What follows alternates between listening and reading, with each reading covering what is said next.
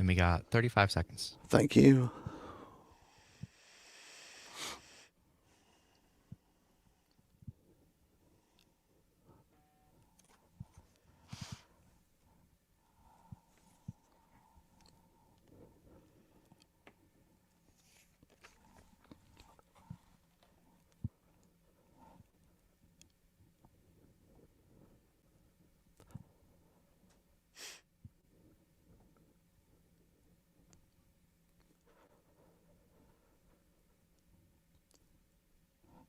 Yesterday at Madison Square Garden in New York City, something transpired I never thought I would see when I first started working in politics, volunteering actually in 1980 for Ronald Reagan.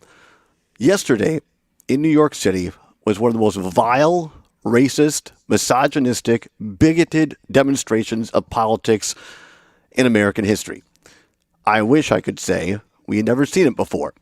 But in 1939, coincidentally, in the exact same spot, Madison Square Garden, there was a rally for Nazism.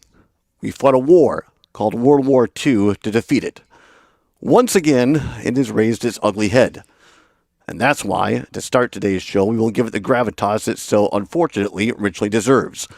Along with me, President of the Union and co-founder of the Lincoln Project, Reed Galen. And joining us in a bit, Trygve Olsen, like myself, a former Republican, and Reed as well, a former Republican, but also native Wisconsinites, me and Trygve, of the Lincoln Project. We'll be joined later by Mark Cuban, also John Roach, and Kira Sabin. We're going to start a week-long tour, 6 cities in 6 days. We've been talking about it for well over a year. It's what makes Wisconsin great. You. Because we don't need anybody like Donald Trump to tell us we're going to be great again. In my opinion, because of you, because of Wisconsinites, because of good old American spirit, we are pretty darn great.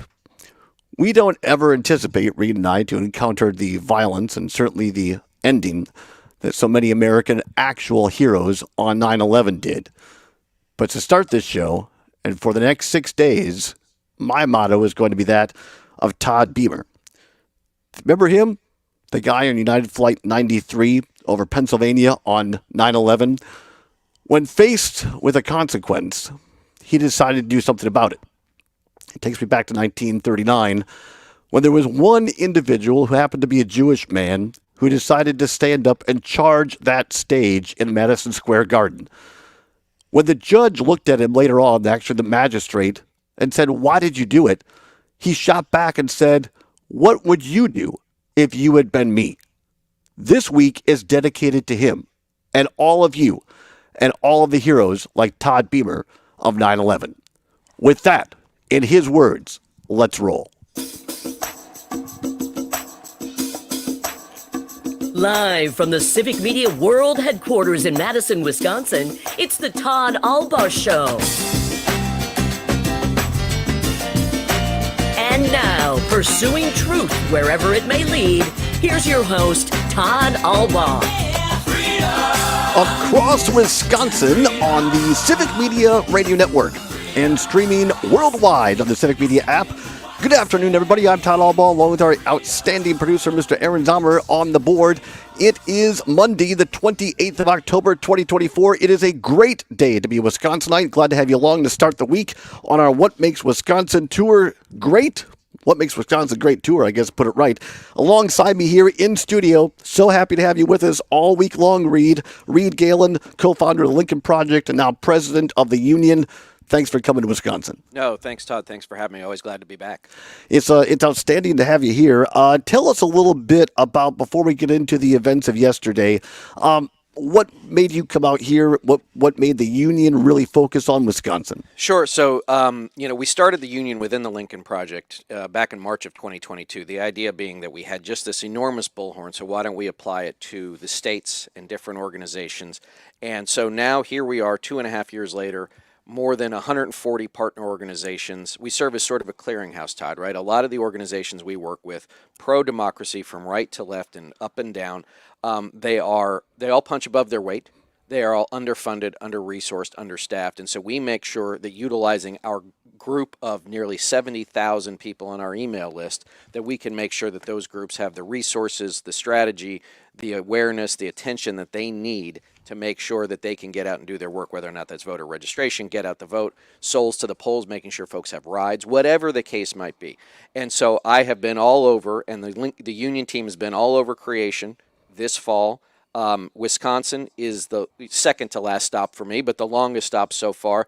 And from our perspective, as you and Trigby have talked about so many times, Wisconsin is part of the blue wall. If Kamala Harris and Tim Walz can win Wisconsin, Michigan, and Pennsylvania, right, they're likely to win everywhere else. But it's also almost impossible for Donald Trump to win re-election. And so from our perspective, partnering with you and civic media, getting out across the state, I mean, I forgot how much of politics, like, I love this stuff, right? I mean, I remember, my first real big in-state thing was in 2000 in Iowa and the caucuses, and I forgot how much I like being out there. And frankly, there's only so many television ads people are going to see anymore, right? They're just all going by. Right. And so from my perspective, it's now, here we are, every voice that can be heard, every text that can be sent, every call that can be made, every door that can be knocked on is the difference between winning and losing. Remember, Todd, we don't need 1 million more votes. We need 1,000 more votes here, 1,000 more votes there.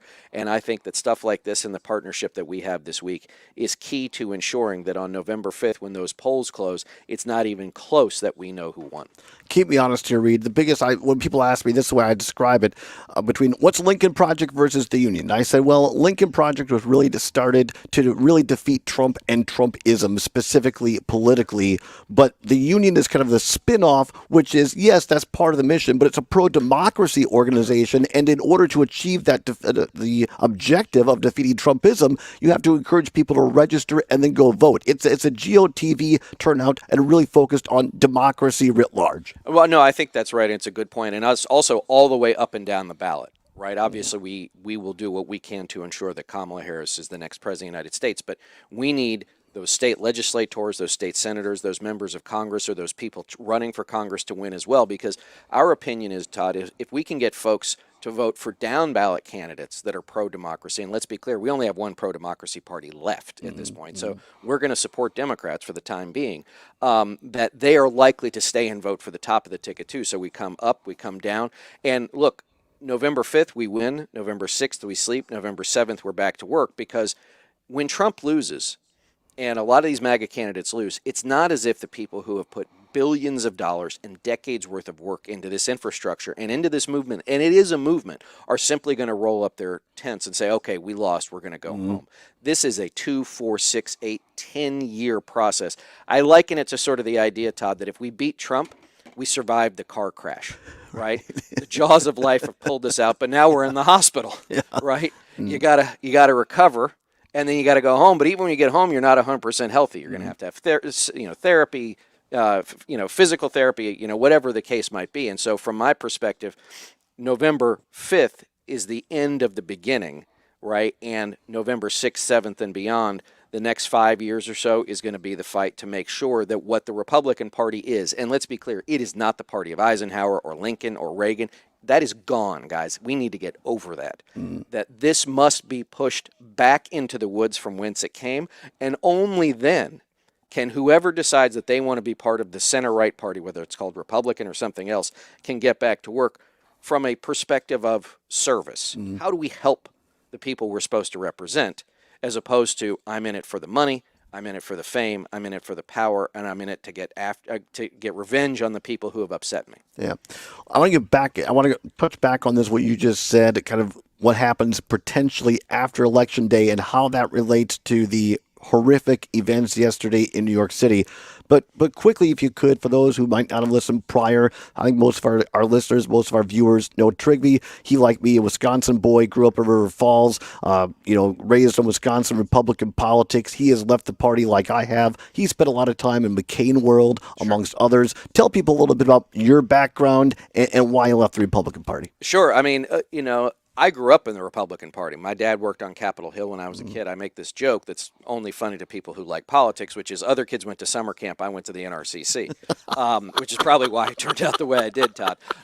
But the point is then when I was in college, I started working for George W. Bush when he was a first-term governor, 1997. And remember, his two issues when he was governor were education and immigration, right? He won in 1998 going away. And prior to 9/11, remember, his first big policy win was a domestic policy win, education reform, whether you liked it or not. But guess who he got it done with? Teddy Kennedy, right? I mean, the idea, we're not just in a different planet. We're in a different universe, a different dimension, even politically. And so I worked for, President Bush for many years, worked for John McCain, and I worked for other Republicans, Arnold Schwarzenegger as well, when I lived out in California. But when Trump came down the escalator, I knew, first of all, I was guilty. I thought he was a joke. And then when I saw what he was doing, when he made fun of John McCain for, I like people who weren't captured, when I saw all of the things, and I was with a bunch of, whenever these things happened, I always happened to be in a place where there were a bunch of national political reporters who would say, oh, that's it, he's done, he's done. Right. And then by the end of 2015, I said, this is going to go the wrong way. He's going to be the nominee. And I said, if this is what the Republican Party wants, you can count me out.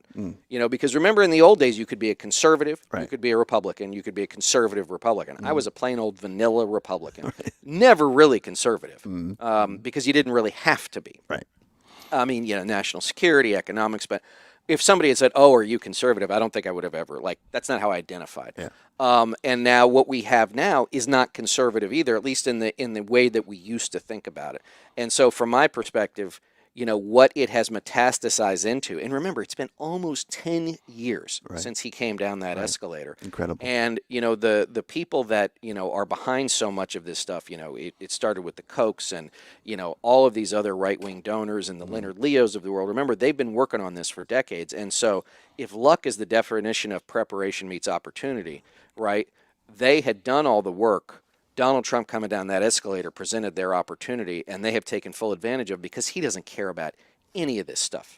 About a minute and a half before the first break here, I want to go back to something you said earlier, and you correct me because you were there if I'm wrong about this. George W. Bush, yes, talked about immigration. It was one of his big policies running for president. I personally feel that certainly the greatest tragedy of 9/11 was the loss of nearly 3,000 lives and all those people left behind whose lives will be changed forever. Sure. I truly believe that one of the second, and a far one, but a second greatest tragedy was that George W. Bush was the first person in decades to truly make actual progress towards reforming immigration progress to make it freer, fairer, more expeditious, actually funding it, and really change our immigration system, which is completely different than what Donald Trump talked about yesterday. No, I think that's right. And just briefly before we go, remember that when I was working for Senator McCain in the spring of 2007, they were very close to getting yet another big deal on immigration done. It was George Bush, John McCain, and again, Teddy Kennedy. And I remember John McCain saying, somebody said, Senator, if you do this, it might cost you the presidency. And he said, if we get this done and my campaign loses, I'll take it.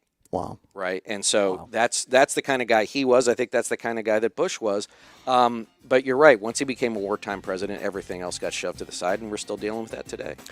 We're going to talk a little bit more about this with Reed Galen, the events of yesterday. Also bringing his co-founder of Lincoln Project, Mr. Rick Wilson, and Mark Cuban at the bottom of the hour in an interview you will not want to miss. And Trygve Olsen, he is wheels down at the Dane County Regional Airport and on his way. He'll be at this desk. Don't go anywhere. It's the Todd Allbaugh Show on the Civic Media Radio Network.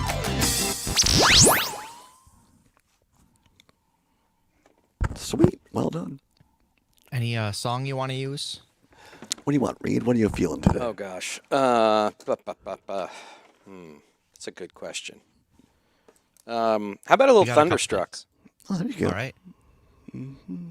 That's, my daughter is an AC/DC fan. Really? Yeah, she likes all sorts of music, but Wow. when I take her to skiing in the morning on weekends in ski season, we listen to AC/DC together. I love it. Let me find Texting enrolls you into recurring automated text messages. Consent not required to purchase. Message and data rates may apply. Hey, Dan, how you doing? Haven't seen you around the Does gym Rick for join a us on while. the air? Yeah, I've really No, fun I'm just gonna play though. that clip last night. If that's okay. Yeah. The No, one where he talks about like what's coming next, and then your take on that. Sure. Because I think a lot of people they're missing the point of why this happened. Yeah. Huge difference for me. I've seen that ad on TV. Is it for real? Oh yeah. The key ingredient is something called Tesnor, which helps boost free and total testosterone levels to help you trim up and stay lean. And it's made a difference for you? Man, I feel like I'm in my 20s again. At work, in the gym, and in the bedroom. Are they still giving out complimentary? Aaron, I just sent you the first one I'll use is the Trump rally where that idiot calls Puerto Rico a floating island of garbage, and then we'll go to the Rick cut. Okay, sounds good. Plus, text now, and we'll include a bottle of Nugenix Thermo, our most powerful fat incinerator ever, to help you get back into shape fast. There's absolutely free. Text fire set and drop SLASH boxes in to Washington State, too. 321. That's Oh my slash God. to 321. In one anyway. Yeah. In Washington 3, losing Camp Perez against Joe Kent. All right, we should talk about that. At age 30, Carissa finished her high school diploma. Been talking If about you're it. We've even been telling him what's going to considering happen. getting Yeah. Nobody fucking listens. Yeah.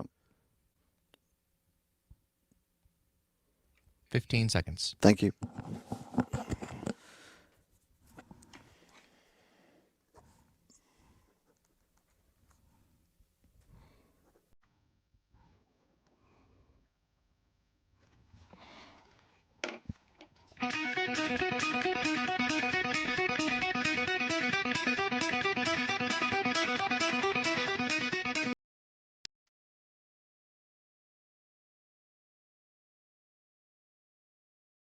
Welcome back to the Todd Allbaugh Show on the Civic Media Radio Network. It is 21 now, past the hour, 12 noon on this Monday, the 28th of October, 2024. Glad to have you along with us. Zommers on the board here in studio. One of our guest hosts all week long, Reed Galen, co-founder of the Lincoln Project, now president of the union.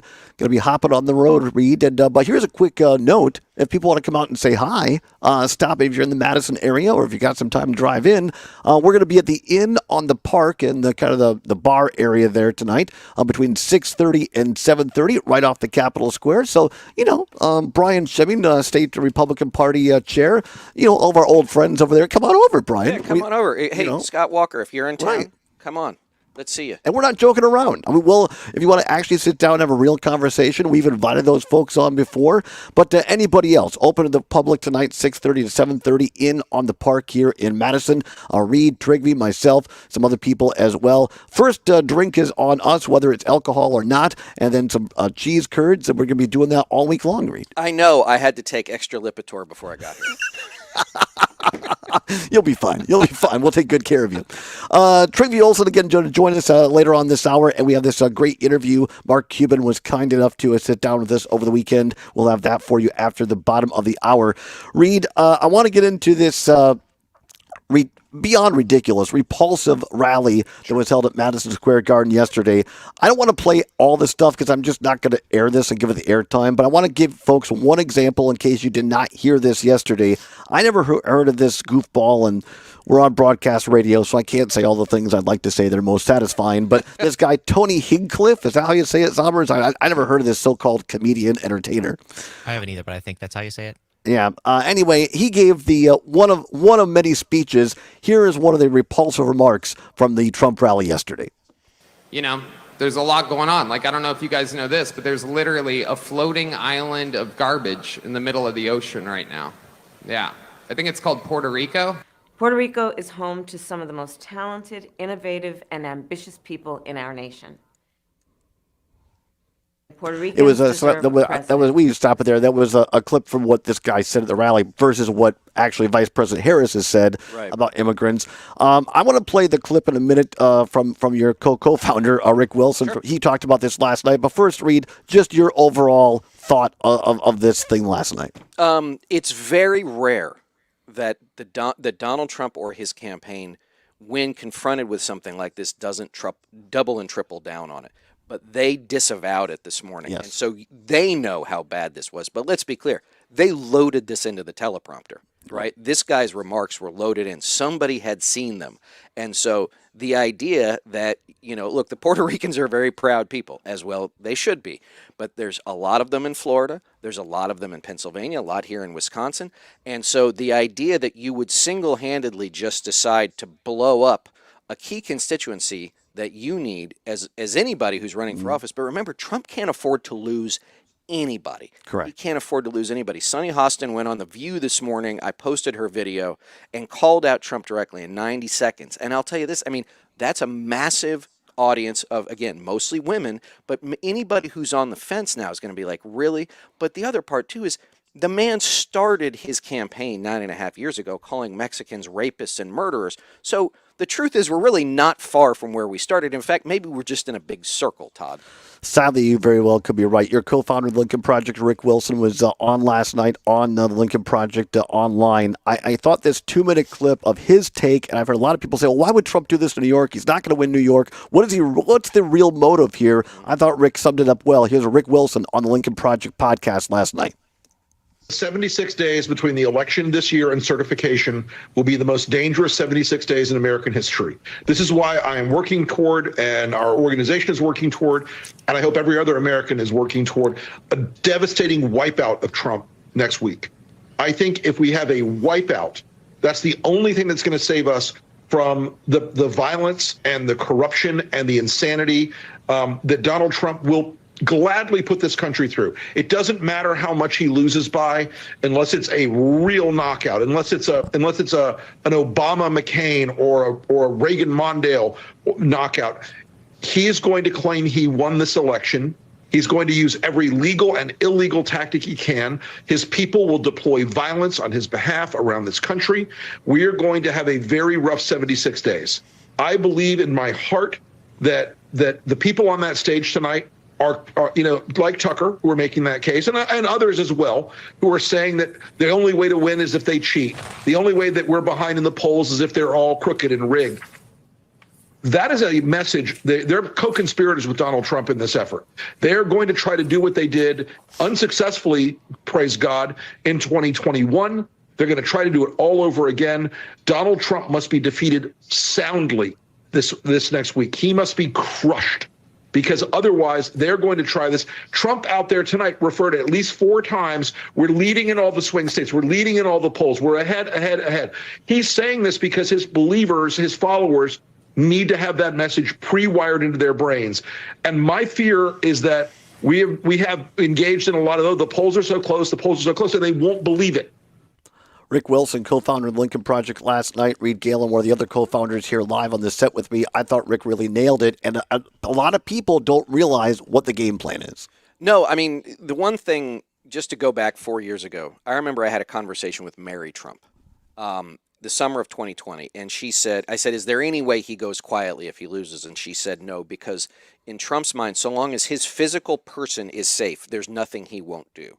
And from that moment, Todd, we said, we didn't say election day is X. We said this campaign isn't over until Joe Biden takes the oath of office on January 20th, 2021. That's the same now. This campaign is not over when the polls close next week. It is not over until Kamala Harris takes the oath of office on January 20th, 2025. Because as we're seeing now, as some of the things go by on the screen, we're now just starting to see fires and drop boxes. I just saw a story this morning about in Washington 3 out west, in Marie Gluesenkamp-Perez's race against Joe Kent, who is a MAGA nut who she beat. This is literally the smoke that's going to show the fire. Last time was ad hoc, right? They didn't know what they were doing. The idea, Todd, that when you hear interviews or you give interviews, and it's not whether or not Donald Trump will accept the outcome, but what time in the evening on Tuesday night will he declare victory? Is it 8, 9, 10, 11, right? They're telling us everything we need to know. We're seeing it. Last night, again, all of these messages, right? they are going out to the people, and it's not going to be, maybe it's the Proud Boys, maybe it's the 3%ers, but it's also going to be a lot of individuals who are getting those messages in their brain to start causing trouble. And that's why people have to get out and vote. That's why it has to be a big win. That's why we're doing this 6 cities in 6 days, Reed. Amen. Appreciate you being here, brother. We'll come on back. We have a little interview with, you got it, Mr. Mark Cuban. Don't go anywhere. The Cuban interview with Maura Reed, or Trigby. You don't want to miss it. Right here, the Todd Allbaugh Show on the Civic Media Radio Network. News and great conversation. You should do this with us all the time. This is fantastic. I am. Find the complete Civic Media lineup at civicmedia.us or the Civic Media app. After a wet spring, farmers are looking at making investments to keep fields from getting waterlogged next year. I'm Stephanie Hoff for the Midwest Farm Report, along with you on a Monday, and we'll talk about strategies to combat a wet growing season next. Whether it's finally getting that blue ribbon or enjoying too many carnival rides, we all have memories of the fair. Here's your chance to share those stories in our Everybody Has a Fair Story contest. The Midwest Farm Report is teaming up with the Wisconsin Association of Fairs as they look for the grand champion fair story. Enter the Fair Story contest for a chance to win a cash prize at MidwestFarmReport.com. Troy Alsma joins us midday on a Monday from Kartechner's Brothers LLC based in Waupun. Troy says crop farmers have been keeping them busy this fall as they install drainage tile systems around the state after the wet conditions we saw this growing season. The demand was a little bit higher this year for sure. A lot of guys kind of forgot about how wet spring can be. We've had a couple drier springs in the past, and then with having a really wet spring this year, it kind of reminded some guys on how important tiling was, and definitely had a lot more interest throughout the summer, looking at drowned out spots and guys, looking into making the investment with tile this year. If you're looking to make a similar investment, Troy Alsma with Kartechner's Brothers says the later it gets in the year, the more patient you might have to be. Demand is up this fall to get these systems installed. Stick around for a look at our midday commodity prices coming your way. Giving back. It's at the heart of the Wisconsin farmer, and it starts with supporting the backbones of our community. That's why the Wisconsin Soybean Marketing Board invests in soy foam for our firefighters. Soy foam TF 1122 is the first and only firefighting foam green screen certified at the gold level. As a PFAS-free firefighting foam, it's safe for you and the environment. A safe future for your community. Thanks to your soy checkoff. Learn more at wisoybean.org. Don't forget that you can sign up for our morning e-newsletter and get farm news stories delivered to your inbox every morning. All you have to do is visit MidwestFarmReport.com. From Chicago, the Dow is up 336 points, but grain prices are moving in the other direction. December corn is down 2.5 cents at $4.12 3/4. November soybeans are down 8.5 cents at $9.79 1/4. Cash wheat is down 4.5 cents at $5.64 1/2. July 2025 new crop wheat is also down 4.5 cents, trading at $6.01 1/4. Fluid milk contracts are mixed. The Class 3 November milk contract is trading up 7 cents at $20.11 a hundredweight. The December contract is trading down 8 cents at $20.14 a hundredweight. For the Midwest Farm Report, I'm Stephanie Hoff. This is your local Civic Media radio station. Want to hear even more? Anytime? Find all of it at civicmedia.us. A windy one today, with them whipping out of the south, warming us up unseasonable to highs in the upper 60s. Partly sunny with more and more clouds building in tonight. Winds get even feistier tomorrow. Gusting to nearly 40 miles per hour, it'll soar us to highs hitting 80 degrees. I'm meteorologist Brittany Merlot. It's 60 degrees at our studios. This is an important announcement for Wisconsinites who plan to vote in the November 2024 election. Leading nonpartisan economists have analyzed the economic plans of Donald Trump and concluded that he would cause inflation to rise and the economy to slow. And 16 Nobel Prize-winning economists wrote a letter warning that Donald Trump would reignite inflation with his fiscally irresponsible budgets. Donald Trump's tariff plan would act as a national sales tax, costing the average family as much as $4,000 per year. But Vice President President Kamala Harris's plan would help middle-class families deal with rising costs. In her first 100 days, Kamala Harris would pass a ban on price gouging at the grocery store. And as vice president, she worked to cap the cost of many prescription drugs, including insulin, saving many families thousands of dollars per year. On the economy, the choice is clear. Vote Kamala Harris for president. Paid for by A Better Wisconsin Together Action, www.abwt-action.org. Not authorized by any candidate or candidates committee. Jane Matnair and Greg Bach. Coming up on the show, Mary Hayes.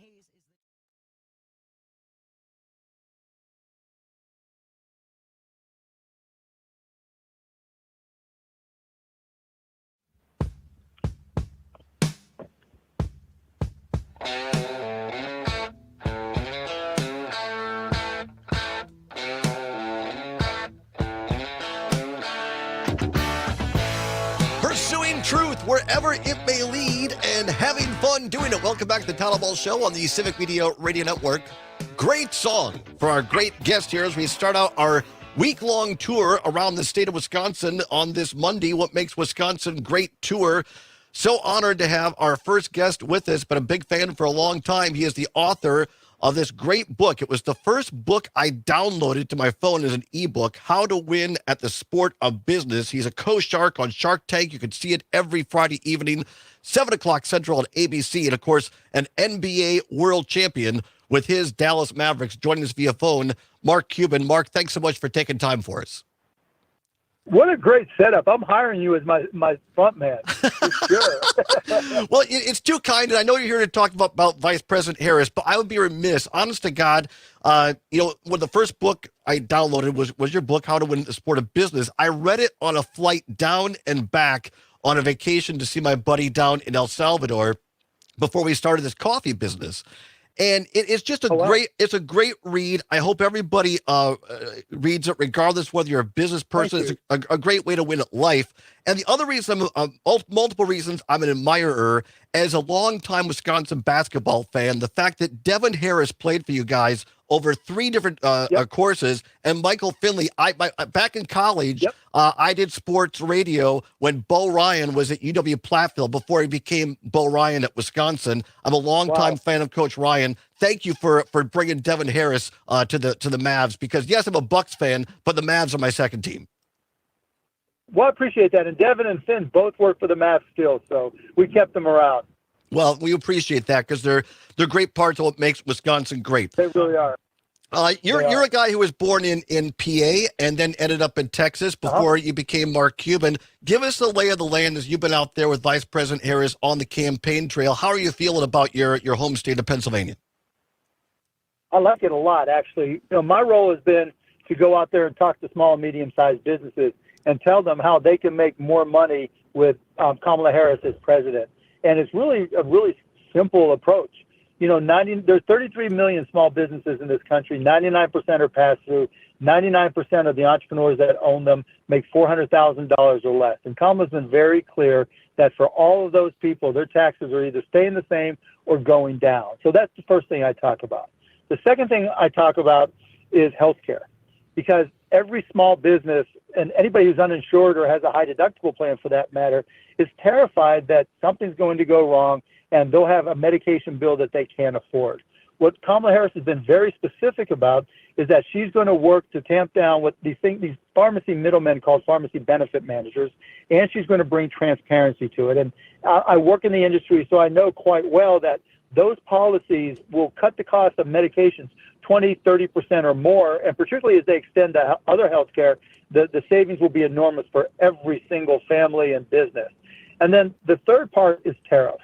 We hear a lot about tariffs, but what we don't hear about is the fact of they impact everybody and they impact every small business. I mean, the things we buy on a day-to-day basis. I literally was just talking to somebody 5 minutes ago, who was telling me how their business, they sell paper plates, and their business was getting destroyed by the Trump tariffs because they compete with companies that buy from around the world, and they buy from around the world. And when those tariffs came in, it just jacked up their costs and made it far more difficult to compete. And when you have things like paper plates, those are the types of things that jack up the costs for every family. And, you can look at your Christmas presents. People don't realize, but the stuff we buy for our family and friends, most of it's imported. Most of that is from China. And if you jack up the tariffs to 60% on all Chinese imports, we're not going to be able to buy as many Christmas presents. And the small businesses that sell those products are going to get crushed because almost their entire year of sales comes in the fourth quarter during Christmas. So when you go through these very specific items, the response has been great, and people start to understand that Kamala Harris actually understands what's best, particularly for small, medium-sized businesses, better than Donald Trump. I saw this great interview on Bill Maher with you and Gerald Scarborough. A great judge I once knew from Tennessee, Judge Weissman, liked to say, let's put it down there where the chickens can get at it. You do it so well because despite what Trump is saying, for your average person around Wisconsin just trying to make a living, these tariffs, they're not going to be paid for by China, Mark. Set it straight here. These are good folks in Wisconsin across this country who are going to be paying higher prices. For sure. I mean, look, you can work on a farm in Wisconsin and you're importing importing equipment, your costs are going up. You started a coffee company. If you import coffee, your costs are going up. Those costs, so the process when you import something is you buy something from the manufacturer overseas, and when it gets to the port where it's delivered to, your company, the American company, has got to go to the Customs and Border Patrol people and write the check. Literally, you have to pay them right there and then for whatever it is that you're importing. So if you're importing, $100,000 worth of goods from China or wherever, and there's a 60% tariff, that means you're paying $60,000 more out of your own pocket, out of your business. And what are you going to do? You can't just eat that $60,000. You've got to then pass it on to your consumers, your customers. And that just makes it far more difficult to sell. You're exactly right. Donald Trump says China pays for the tariffs. They absolutely do not. And it's like he doesn't understand how tariffs work. We're talking with Mark Cuban, great author of How to Win at the Sport of Business, a co-shark on Shark Tank on ABC, and of course a world champion with the fantastic Dallas Mavericks. Mark, people see you on Shark Tank and of course they know you of the Mavs. Some people might say, what the heck does this guy know about drugs and pharmaceuticals? This is such an interesting story for me. And if people aren't familiar, Google cost plus drugs. My sister is a type 1 diabetic, and what you have done with drugs may be, in my opinion, your greatest achievement of your many achievements. Thank you. You're welcome. And talk to people what this means by electing Kamala Harris and Tim Walz, how that's really going to make a difference in the money they pay every month just to stay alive. So what we've done with Cost Plus Drugs is we made everything transparent. We show you our cost. We show you our markup. We show you exactly what that medication is going to cost you. Think about what happens when you're prescribed a medication. Your doctor says you need this drug, and they don't ask you if you can afford it. They don't ask you anything other than what pharmacy do you use. And then so many of us face that terror of going to the pharmacy knowing we have a high deductible plan and not being able to pay for it and having to make decisions. Do you ration your medications? Do you pay for food? Do you pay for rent? With Kamala Harris, she's learned from what we've done. She's learned from what her FTC has done and understands that the pharmacy middlemen are the ones that are jacking up costs. And by going after the pharmacy middlemen, all those prices are going to come down. And they've started to do it already with the caps on insulin. They've started to do it already with the out-of-pocket cost caps for Medicare. She understands healthcare and the impact it has on every single family in this country. Donald Trump, when you ask him about healthcare, he says he has a concept of a plan. Right. That's not going to change anything. And so just, people say, let's hear specifics. Well, these are the specifics.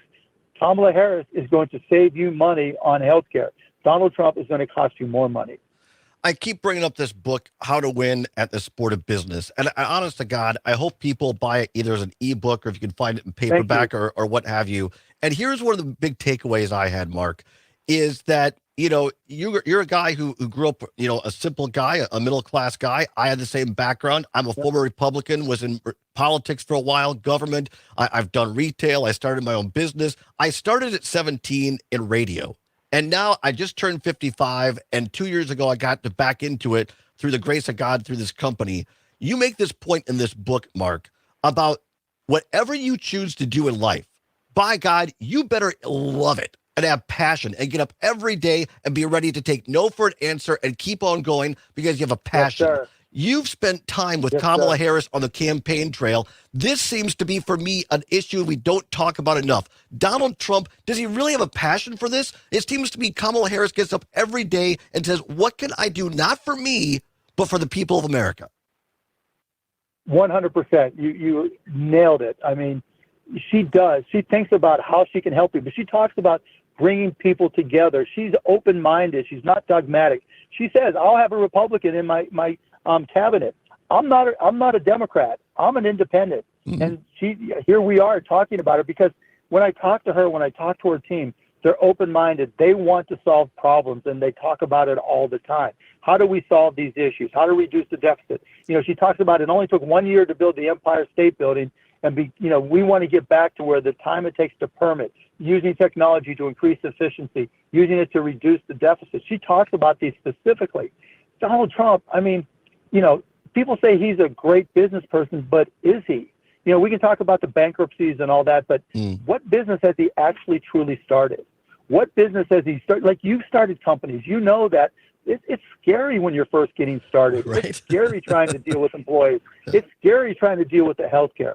David John on Shark Tank calls it the power of broke. Unless you've had your back against the wall, stressing about making payroll, stressing about the healthcare of the employees and their families, you really don't understand it. Kamala Harris connects to that. She wants to make things better, and that's what makes her so much different than Donald Trump, and that's why I've been supporting her. And kind of wrap things up here, two quick questions to build on that. You didn't win a world championship by doing the same thing continually. You adjusted. You said, hey, how can we get better scoring? How can we get better players? How can we on and on? It seems to me just like that. Donald Trump's trying to use the same playbook from last season. Kamala Harris is saying, hey, I'm going to bring in a Republican into my cabinet. Hey, I'm going to reach out to Liz Cheney and find those things to make our team better. Again, Mark, that seems like something I want to vote for. People should too. You're 100% right. Look, life changes. The only certainty about life is the uncertainty of it. And you want somebody who has leadership skills, but more importantly, you want somebody who's open-minded and looking for solutions. You talked about basketball. I mean, look at the Bucks, right? Trading for Damian Lillard. You've got to go for it and make the changes you need in order to win. You don't say, well, Dame played for the Portland Trailblazers, so we can't bring him in. It's the exact opposite. You go out and get the best players. And with Kamala Harris, it's the exact same thing. She's going out there looking for the best resources to put our country in the best position to succeed. She doesn't care who gets the credit. It's not all about her. Donald Trump is just me. Let me talk about me. You're bad. I'm good. Kamala Harris, I mean, Donald Trump said this country, the country we love, is a garbage can. How can anybody who loves this country say that? Kamala Harris talks about we're going to lift people up. We're going to help people start businesses. We're going to help grow this country. The one thing that separates this country from every other country in the world is the American dream and the goal that so many of us have to start a business.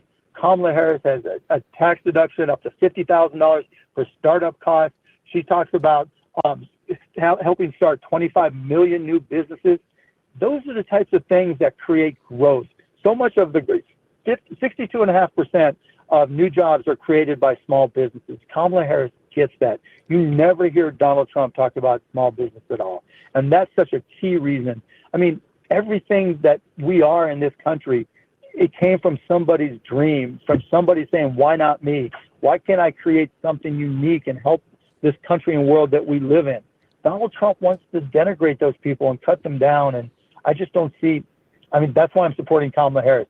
She really wants to lift people up. She knows how to do it from a policy perspective. She's a leader. She's open-minded. She's not dogmatic. And that's what we need for the White House. Mark Cuban, you've been tremendously gracious with your time. We appreciate that. Thank you. 1 minute left. Something nothing to do with politics. Give us a palate cleanser. Sure. How are my Bucks going to do this year? And again, I'm still always pulling for the Mavs. How do you see the season shaping up? You know, when you have Dame and Giannis on your team, you're going to be good. Right. You know, it always comes down to health. You know, who's healthy? But you got Lopez, you got, Chris Middleton. You've got so many great players and keep on adding them. So, last year was a transition year, just like the Mavs with Kyrie and Luka went through a transition year. Yep. And the next year we went to the finals. I think now with the training camp behind them, Dame and Giannis are going to be really, really tough to beat. Mark Cuban, thank you so much. You can see him every week on Shark Tank and, of course, with the Mavs still. And great author, great person. Thanks for being an inspiration, and thanks for giving us time here. You're a great American, Mark Cuban. Be safe out there on the campaign trail. Go Indiana. Yes, sir. Yes, sir. Let's go Hoosiers. All right. Thanks, Mark. Have a great day. You do the same. Thank you so much. My pleasure. Back after this on the Civic Media Radio Network.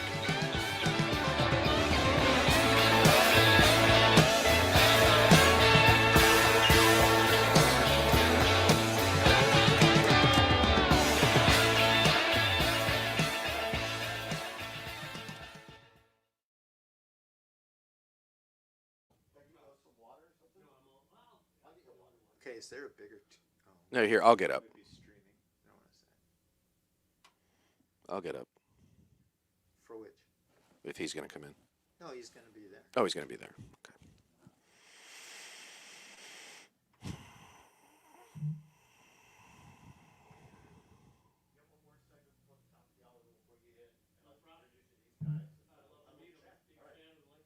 Thank you so much. Appreciate it, John.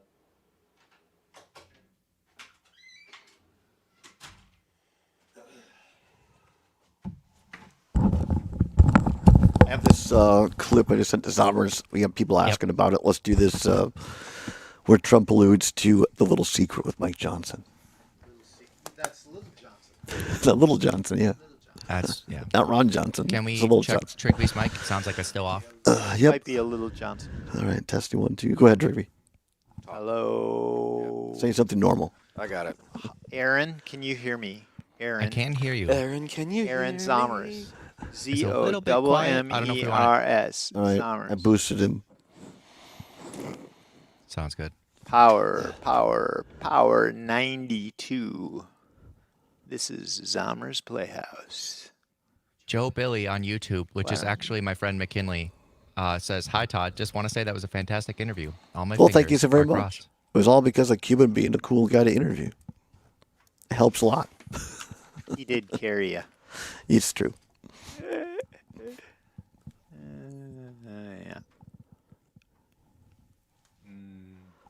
Power All right, radio. we got 20 seconds. All right, thank you.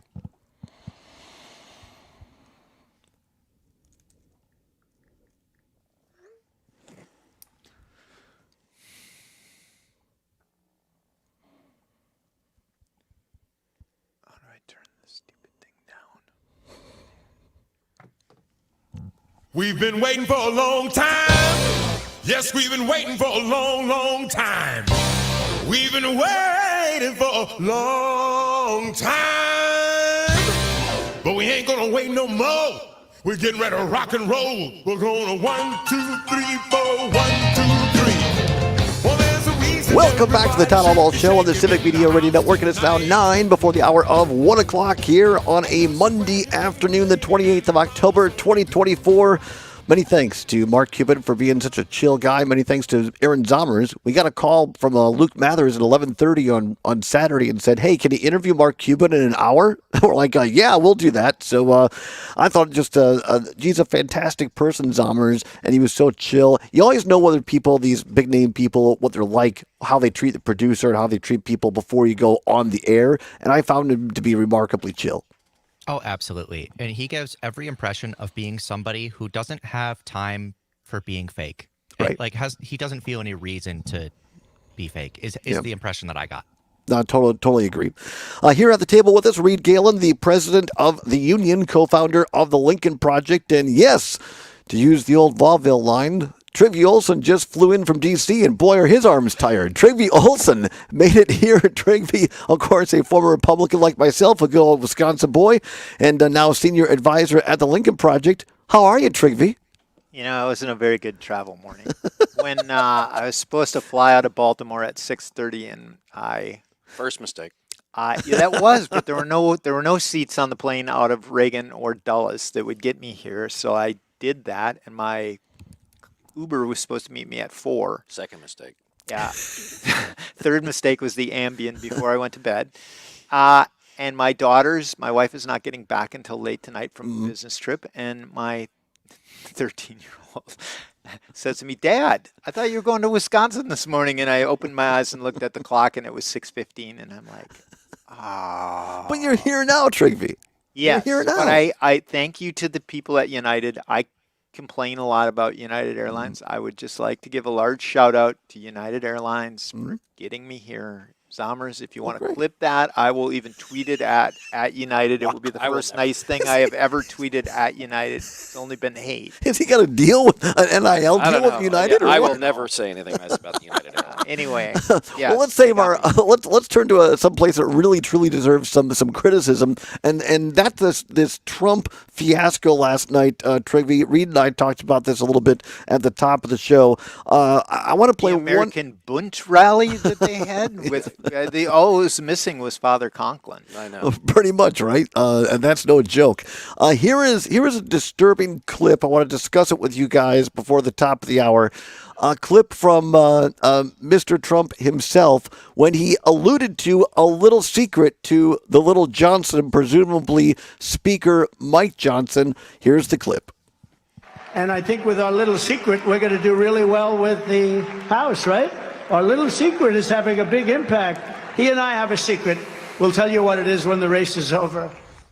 Trivia Reed and I talked about this. We played the clip from Rick Wilson earlier in the show that really this isn't about winning an election anymore for Trump. It's about ginning up the base, creating a narrative. So on election night, as Reed said, Trump can declare victory and rile people up. And now let's talk, guys, about what Trump's alluding to here, that, again, it's election subversion, not winning at the polls, but having a backup plan to essentially steal it in the House. Yeah, maybe that's their little secret. I don't know what Little Johnson is up to, but the reality is what I saw last night. So radicalization, really, people if you're somebody who's trying to radicalize a group of people, there are three things. So if you're Osama bin Laden, for example, there's three things that you try and provide. They are need, some kind of grievance. They are network. You're part of a group of patriots, and their narrative. And what we saw last night was the so-called normal people like Chris LaCivita and Susie Wiles and those people. They clearly have lost control of what Donald Trump is doing. And last night was much like January 6th, which was all about those three, need, network, and narrative. It was all about radicalizing a group to go storm the Capitol. What you saw last night was need, network, and narrative. You saw somebody that was attempting to use the tools of radicalization to radicalize a group of people, many of whom are already radicalized. They're certainly all extremists. You guys have both worked on national campaigns. Reed, I watched a lot of the morning shows this morning, well, the network, ABC, CBS, NBC. This discussion that we're having here was not being had this morning. It was, and Donald Trump talked about, the economy, and he also kind of punched some buttons that upset people. Now we saw the Washington Post was the latest one to say they're not endorsing. Is this intimidation of legacy media real, and what effect does it have? I think I wouldn't call it intimidation because they've been doing it for so long voluntarily, but it's the same effect, which is they all want to be able to sit in the briefing room if he wins again. They don't want to go to jail. They don't want a network license pulled. And so, what they understand is that they're going to soft sell, sane washing, whatever it is they've called it over these years, to get away with, not showing everybody who and what he is. So the idea is that, they'll be, quote unquote, okay in a second Trump administration. The other thing they know is that they'll all be accepted back into polite society if Harris wins. And so that's what we're dealing with. And the truth is that, media has a big effect.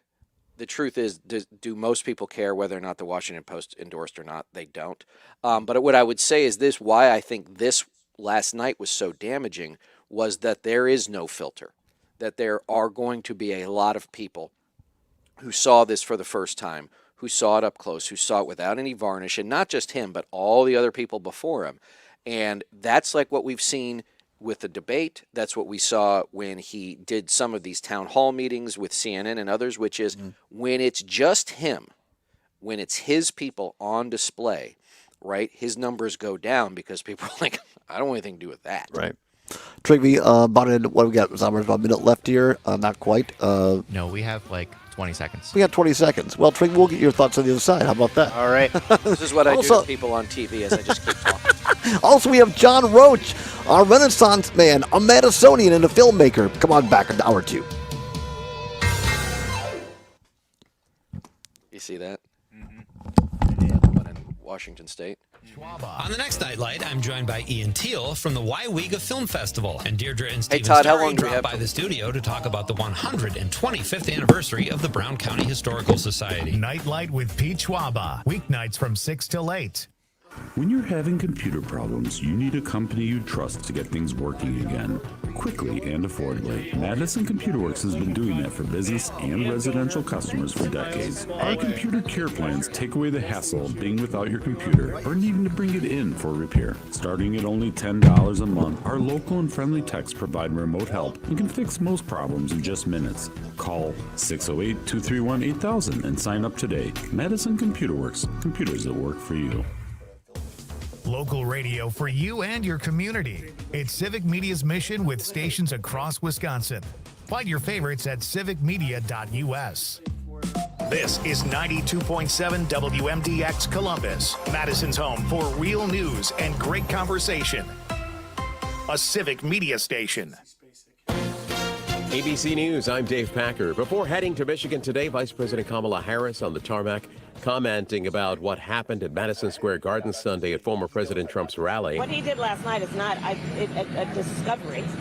It is just more of the same and maybe more vivid than usual. The rally featuring an opening comedian who called Puerto Rico a, quote, island of garbage. Another opening speaker calling Kamala Harris the Antichrist and the devil.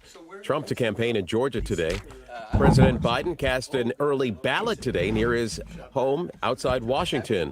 For all but a few years since 1970, Biden has held office or been running for one during election season. McDonald's says it's putting Quarter Pounders back on the menu after testing and ruling out the beef and pointing to the slivered onions as a source of the E. coli outbreak. Some locations will now serve the burgers without onions. This is ABC News. Your news, conversations, and a whole lot of fun. It's all on your local Civic Media radio station or the Civic Media app. Well, a guy died 1 year. For 92.7 WMDX News, I'm Savannah Tomei Olson. It's going to be a busy week all over Wisconsin. The final week before the election means we're going to have a lot of campaign visits. Here's just a quick rundown of some of them. We've got Governor Tim Walz in Manitowoc and Waukesha today, plus J.D. Vance is in Wausau. Bernie Sanders is in Oshkosh this afternoon. Then tonight, he'll be joined by Alexandria Ocasio-Cortez here in Madison.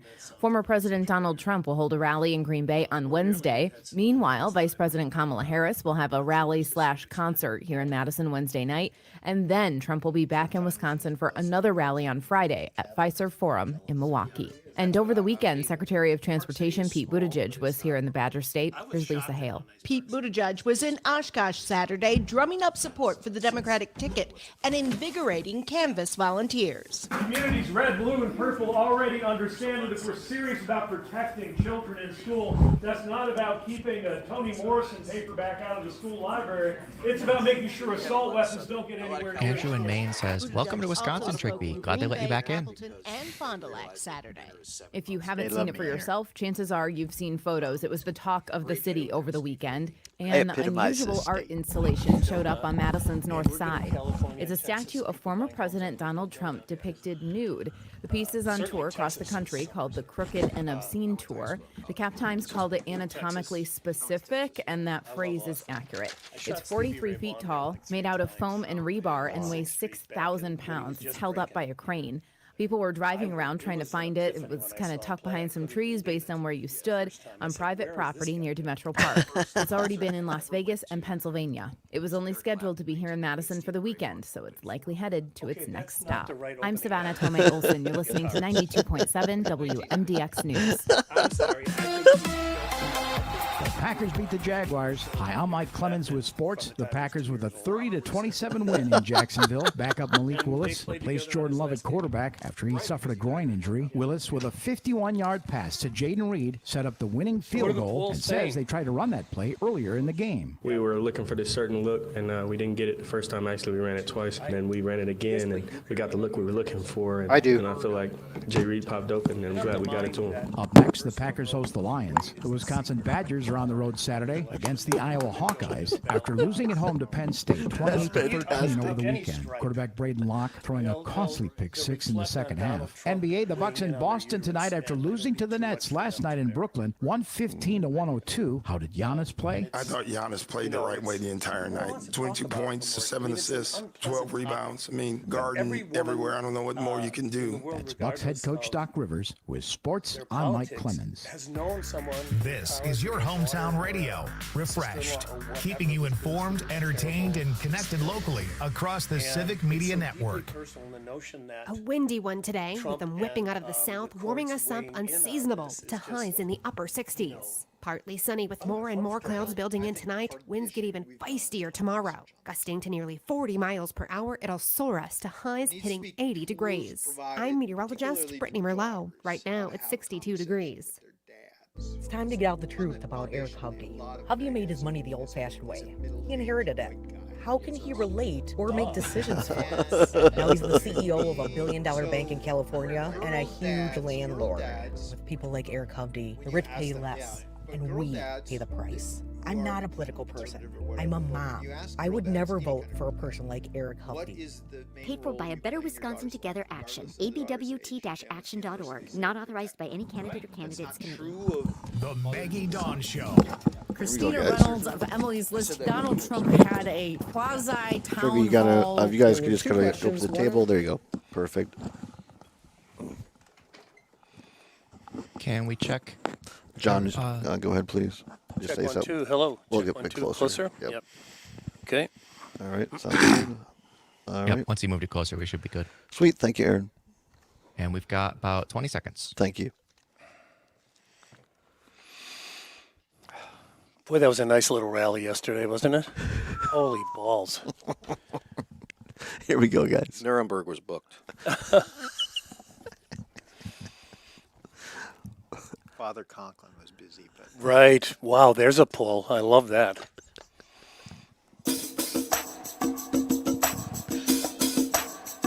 Live from the Civic Media World Headquarters in Madison, Wisconsin, it's the Todd Allbaugh Show.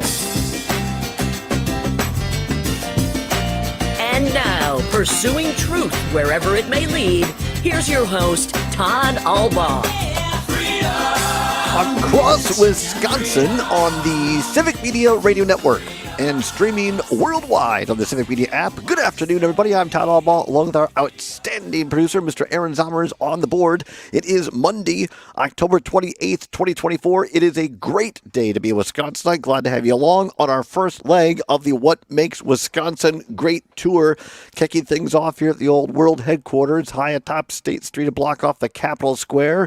In hour number 2, you do not want to miss it. It is jam-packed. A little bit later on, we have Kira Sabin, our life coach and positivity psychologist, helping us deal with something I think that we are all feeling, anxiety. How the heck do we get through this week of this election and just keep it together? She'll be in with us.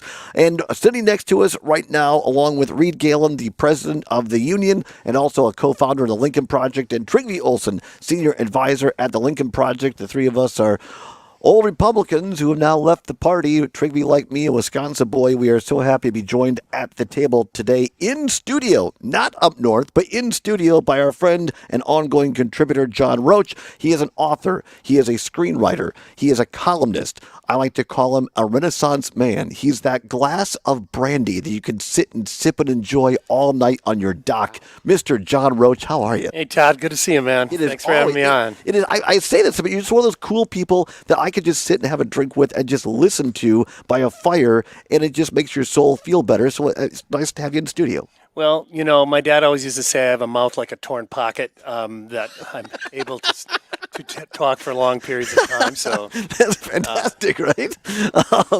Well, we appreciate you stopping by. Reed and Trigby and I talked about this event. Trigby is really a Wisconsin name too. Yeah, right. At first, I thought I was going to be visiting with a former Secretary General of the United Nations, but no. That's my namesake. I believe it. We talked about this event that was last night. What's your? We're gonna get into this. By the way, I want to make sure we plug this up front. There's a great new documentary called "A Road at Night: The Story of Howard Moore." We're going to talk about that in a minute. But first of all, your personal reflections on this debacle in Madison Square Garden last night.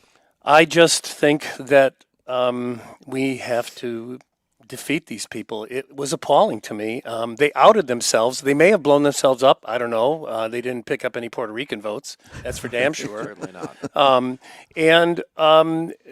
There is an inherent cruelty to Trump that just never goes away and has actually been amplified this latest round. And I was the oldest of 6, and one of my jobs was to defend my younger brothers and sisters. And so I have an innate disdain and hatred of bullies. Sure. And not only is Trump a bully, but it's a bully culture that has taken over the Republican Party. It's appalling to me. And the fact that it's even a race is enough to make you want to leave. I jokingly said I'm heading up north to northern Wisconsin tomorrow, and depending on the results, I'll just continue on to Canada. But I'm optimistic.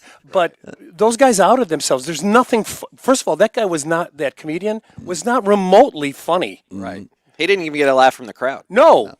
But he was on the docket, and his jokes were entered in the prompter. Yeah, we talked about. Okay. Yeah. So hello.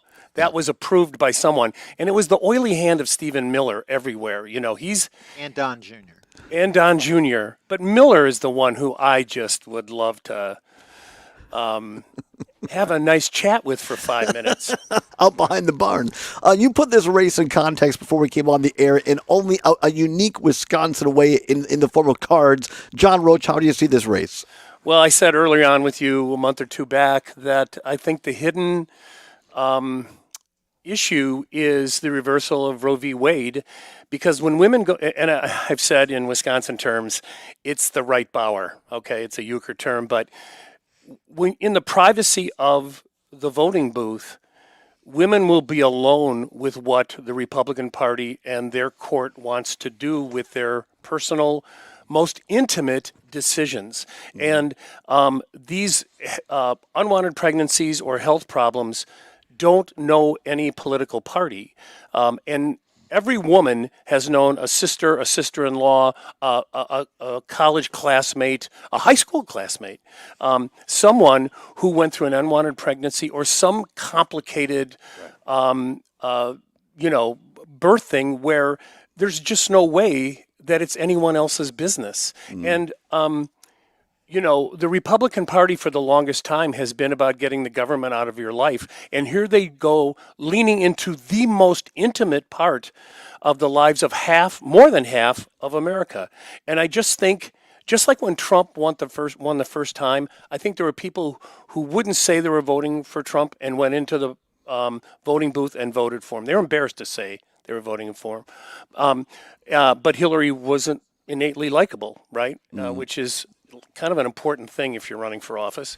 And I think that alone with their own thoughts, I think some people are going to vote in a way they haven't voted before. I was texting with a friend of mine who's a reporter, a guy named Tom LoBianco, and he said, I think that Trump could be the Hillary Clinton of 2024. Yeah. That they're just, more than half the country, it's not even politics, they just don't want him back. Yeah. They don't want a continuation of everything he is. And there's fatigue. Exactly. He needs so much attention.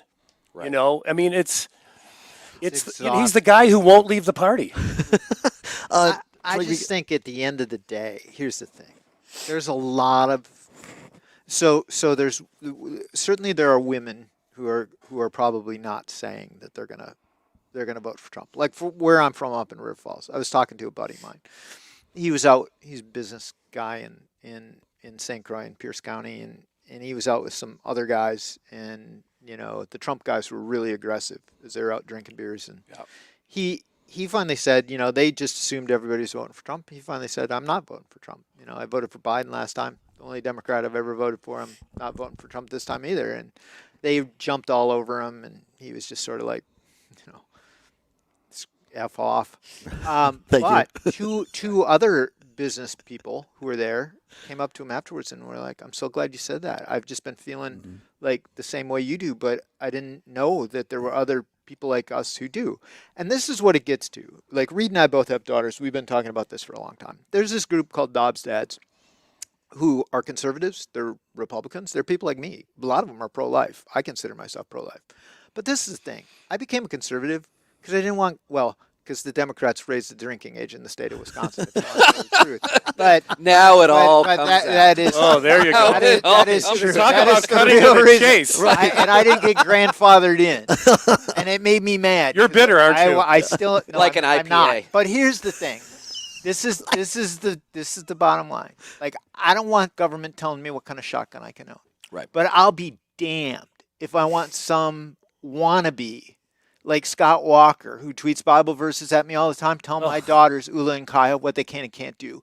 And Scott and I came up in conservative politics at the same time, and he would say, oh, you're a rhino or whatever. But the bottom line is this, is we became conservatives because we didn't want government telling me what to do. That was what I always believed it was about. Scott Walker actually just wanted to be somebody and tell other people what to do. And you should not have those kinds of people telling our daughters, and there's a lot of people that kind of get that. Riddle me this. For the longest time, Republicans wanted government out of your life, and they wanted people to be bootstrap Americans. They wanted to be somebody. This is the thing. I've known Scott Walker since Badger Boys. No, I'm talking before Scott. Yeah. Well, even before. Well, no. Tommy Thompson used to always say when I worked for Tommy, two kinds of politicians: those who want to be and those who want to do. You want to stay away from the former. You want to elect the latter. Look at the contrast. I mean, anybody who looks at the contrast between the way Tommy Thompson governed and the way Scott Walker governed gets to where the Republican Party evolved to. You could disagree with Tommy, but Tommy was going to go to Polly Wims and say, what can we do to fix schools? What can we do to... Scott Walker was like, what can I do to help me get elected president? Because I've been wanting to be that my entire life. But John Rhodes, finish that point because I think it's important. Well, I don't understand why the Trump supporters are whining about the price of eggs and everything. It's like, well, then work harder, get better training. The government's, if you're waiting for the government to make you happy, you're going to die of a broken heart.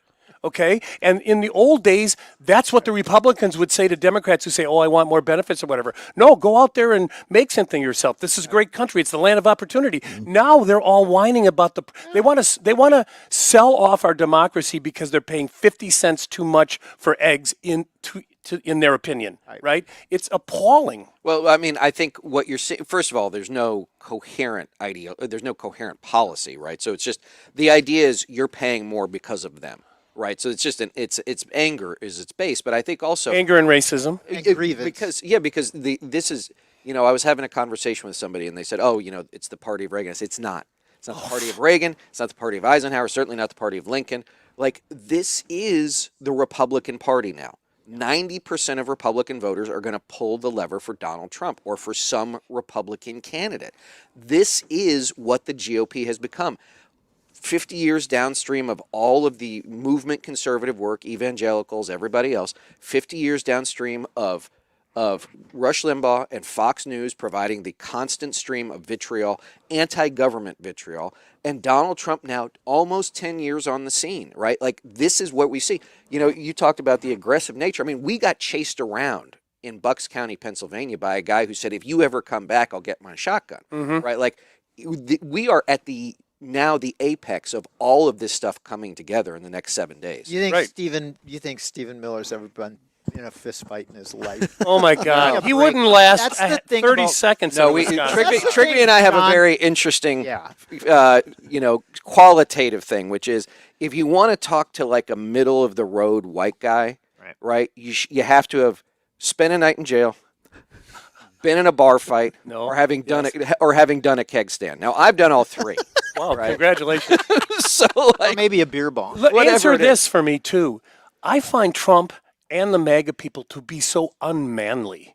Oh, 100%. It's appalling to me. No, they are the poorest excuses for a man that I've ever seen. Donald Trump, if you played high school football, he wouldn't have lasted 48 hours. He even said that himself. He admitted it. Yeah. Well, this is why, but this gives you everything you need to know about the Republican Party when Reince was mediating, who also probably has never been in a fist fight in his life. But so 40 seconds. When they were overseeing the 2016 I was in one at a Brewers game. If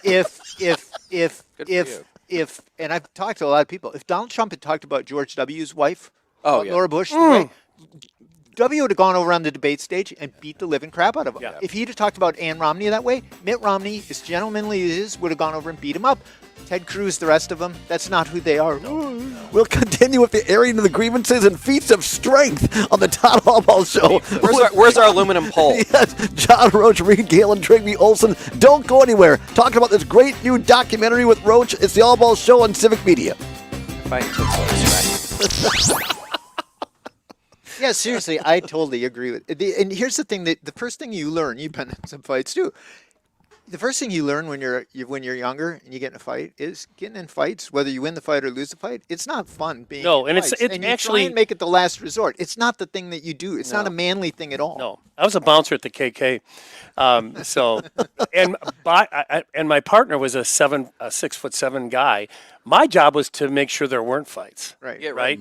Fights are the last resort of the ignorant, and so See, unless you're stepping up for someone, defending I was a doorman, and when I had to break up a fight, I'm not a very big guy, so Yeah. what I realized, everybody was bigger than me, so I had to learn how to get them off balance, Right. so that they couldn't stay together. It's a totally different world now, though, with the MMA guys, right? Like you could end up in a fight with some guy who's actually a bear who's only like Allbaugh size. Or someone has a gun. Yeah, next thing, right? But back in those days, there was a little bit of a thing of honor with it. Yeah. Right? And so what would happen is the drunk guys would be out there. Oh, Where'd you grow up? Huh? Where'd you Western Wisconsin. What town? River Falls. Okay, sure. And then I went to school at Eau Claire. Okay. But there was a thing of honor, right? Yeah. Oh, we're gonna do this. Okay, we're gonna do this. And then the bouncers would come in and they're sober and they'd be kicking the car out of the drunk. You're referencing and then everybody afterwards would be like hugging each other and like, yeah, man, it's. Here's what I don't understand. I like Tommy. I thought he worked across the aisle well. He was innately likable, right? Uh-huh. He went and kissed Trump's ass last week. I was so disappointed. thinks Trump's Paul Ryan flipped, and it's like I thought these guys were honorable guys, and I don't think they Did are. Paul Ryan go down there? He went to No, he did not. Right. But No, Paul when, Ryan is no, when he 75. was speaker, he flipped. Right, He wouldn't say Trump's name during the primaries, and then Trump wins and he flips. Right? That was Felt like his. They had to work with him. It was Paulie. I don't have a way to All right, explain. 10 seconds. All right, here we go.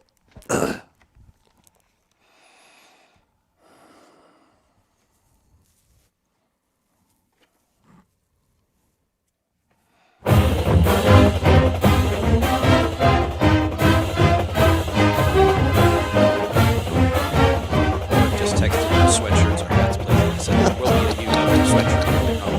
Welcome back to the Todd Allbaugh Show on the Civic Media Radio Network. Yes, indeed, there will be hoodies and sweatshirts because we're playing on Wisconsin. They have that Badger swag. That's right. That's right. We're talking with Reed Galen, the president of the union, co-founder of the Lincoln Project, Trigby Olson, senior advisor at the Lincoln Project, and our friend and ongoing contributor, the great John Roach, a screenwriter and author, a Renaissance man, a columnist, and a filmmaker extraordinaire, and also a lot of puffery, Todd. Wisconsin legend. In Right, many it is. ways. And not making that up. As Joy, look, not hyperbole, folks. Not making it up. Nice. I don't think he says hyperbole, though.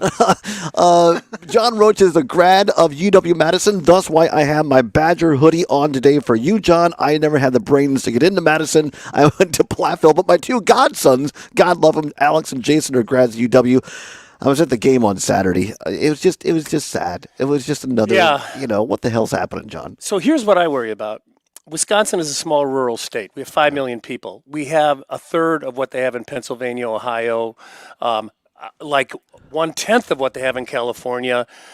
We have 4 or 5 billionaires. California has 180 billionaires. And now you have to buy your players, right? There's no cap. There's no contracts to speak of, and I worry that we don't have the financial mass to be competitive. I have argued that the single biggest industry in the state is the dairy industry. It's a $40 billion industry. And I've argued that the dairy farmers adopt the university athletic program, and every football player is a brand of cheese. The smellier cheeses are the down linemen. You know, the Breeze and the light mozzarellas are in the backfield. They're the skilled players. And they would wear the name of the cheese they're representing on the back of their jersey. It's the only way it would be worth the farmers' money. But how are we going to compete in this new economy? I just don't think it bodes well for Wisconsin, Iowa, Nebraska.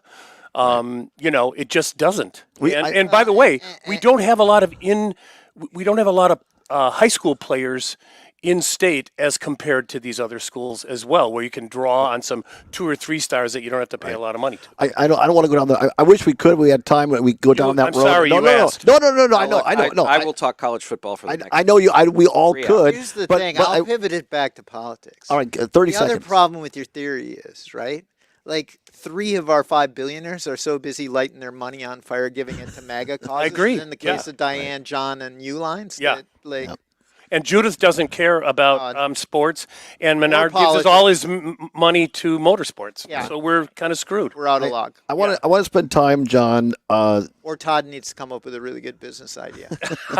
I've tried. Pressure's on. Clock's ticking. Right. Here's what's ticking is the release date for this great new film. I want to spend some time on it because, John, you know I'm a big UW football and basketball fan. We both come to know Bo Ryan very well, and Greg Gard, you better than I, although Greg and I went to school the same time in Platteville. Talk to us about this great new film coming out soon, A Road at Night, a documentary about Howard Moore. Well, the shorthand that I've come up with is when the worst of times bring out the best in people. Howard and his wife, Jennifer, are on their way over to Detroit to visit her mother. Jen was a University of Wisconsin woman of color engineering student in the early 90s, graduated. Howard played with Mike Finley, Tracy Webster, the first team to make it into the NCAA playoffs in 47 years. Rashard Griffith was also part of that bunch. And then Howard returned as an assistant coach for Bo and then later guard. And they were hit head on by a drunk wrong-way driver on the interstate outside of Ann Arbor. Jen was killed. Jaden was killed. Howard was seriously injured. Jarrell got off pretty well. And in fact, he pulled Howard out of the car. And then COVID descended upon the land, and my 2 friends, George Hamill and Tim Valentine, as COVID was lifting, they were finally at a ball game together, and George asked the question that so many Wisconsin people were asking, and that is, how's Howard? Tim, who was an attorney in town, had been helping the Moore family with all the awful things that happened with that kind of accident, and he described some of the issues, and George Hamill said simply, he's one of the more generous philanthropist associated with the university, said, well, we have to do something for Howard. That's how it started. They approached me, and I said, this isn't, a 4-minute video fundraiser thing. I think it's a doc because of the way people have responded. And obviously, documentaries are having their day on streaming. They're immensely popular genre, and sports docs and True crime docs are amongst the most popular of that genre, and this has a little bit of both. So we interviewed over 30 people in over 8 cities about Howard and Jen and their relationship and how they fell in love. Because in order to appreciate what was lost, you had to get to know them and understand who they were. And Howard and Jen are beloved by the people that they work with. Howard was a uniter, a connector, not just on the team, but on campus. My tongue-in-cheek, dark Irish working title was Grown Men Weeping. Because every one of his teammates had a hard time holding it together, being interviewed. And not just teammates, coaches and others. And God bless George Hamill, who financed it, and Tim Valentine. The 3 of us were kind of the 3 amigos on this thing. We premiered last Friday night at the Union South Theater, 350 people.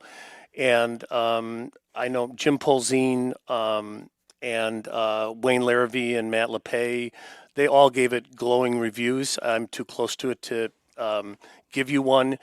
But it's our goal to get a streaming deal, which would immediately, the vast majority of any revenues generated by the doc will go to the Moore Family Trust to make sure that Howard and Jarrell never want for the resources for Howard's care and Jarrell's future. Wow. That's the headline. And it actually dovetails with our conversation about college football and everything. Wisconsin's never been a 5-star player, but it has been a 5-star culture. Right. We've sent more walk-ons to the NFL than any program in the country. I worry about that culture being preserved in the new environment of college, but you see this culture on full display with the way his teammates, the basketball program, the athletic program in the Wisconsin community has rallied around this family. We were shooting the Moore family doing the interviews, and while we're doing the interviews at the Moore home, a huge truck pulls in and unloads a big container. Michael Finley had a hyperbaric chamber delivered to Howard's home so we could get his treatments just outside the door in the garage rather than getting in an ambulance and going down onto campus. And he's showing some improvement. Can you come back a couple of minutes after the break? Of course, sure. All right. We're going to finish up with John Roach on the other side. Incredible story, incredible film. We'll talk more about it on the other side. Also, Kira Saban joining us as well, Reed Galen and Trigby Olsen. Stay tuned. It's the Allbaugh Show right here on the Civic Media Radio Network.